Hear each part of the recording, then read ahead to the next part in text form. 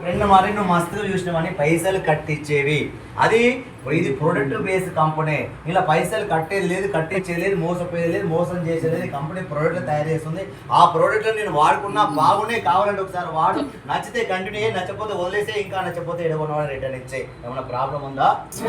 నేను వాడుకున్నా, నువ్వు వాడు, నచ్చితే కంటిన్యూ అయ్యి, నచ్చకపోతే వదిలేసే, ఇంకా నచ్చకపోతే ఏడగొన్నవాడు రిటర్న్ ఇచ్చే అన్నటువంటి వెసులుబాటు కూడా ఉందన్న తర్వాత సో అయినా కూడా మన మైండ్కి ఎక్కలేదు.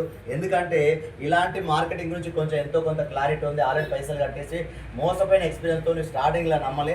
కానీ వెస్టీజ్లో గొప్పతనం ఏంటంటే వదలండి సార్, వీళ్ళంతా వదులుతారా సార్?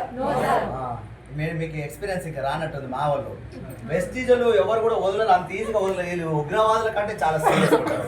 ఉగ్రవాదులన్నా పని అయిపోతుంది, కానీ ఇలా కాదు. ఆయన ఒడవని ముచ్చట్లు లేదు. ఎసార్నో ఒకటి కాదు, 100 సార్లైనా ఫోన్ చేస్తారు, 100 రోజులైనా ఫోన్ చేస్తారు, 100 నెలలైనా ఫోన్ చేస్తారు. నేను ఇప్పటికీ 5 ఏళ్ళ నుంచి ఫాలోఅప్ చేస్తూనే ఉన్నాయి. ఇంకొకని రీసెంట్గా మొన్న జాయిన్ అయ్యింది అనంతపూర్లో నా ఫ్రెండ్. Good morning. ఇదే కామన్, వీళ్ళు వదిలిపెట్టరు.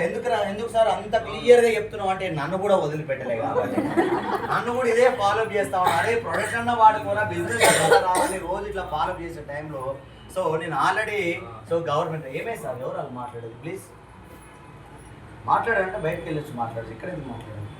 Good morning. Good morning. So ఇట్లా సో నేను మా ఫ్రెండ్ రోజు ఫాలోఅప్ చేస్తా ఉన్నాను, నేనేమో ఫాలోఅప్ తప్పించుకుంటా ఉన్నాను. ఇట్లా ఫాలోఅప్ చేసి తప్పించుకునే టైంలో నేను గవర్నమెంట్ జాబ్లో 2 ఆస్తులు సంపాదించుకున్నా. ఎన్ని ఆస్తులు సార్? 2 ఆస్తులు సంపాదించిన. ఈ 2 ఆస్తులలో ఒక ఆస్తి వల్ల చాలా ప్రాబ్లం అవుతుంది, 2 ఆస్తి వల్ల కూడా ఇంకా అది కూడా ప్రాబ్లం అవుతుంది. ఆ 2 ఆస్తులు ఏంటంటే ఒకటి గ్యాస్ ట్రబుల్, రెండోది బ్యాక్ పెయిన్. ఏంటి సార్?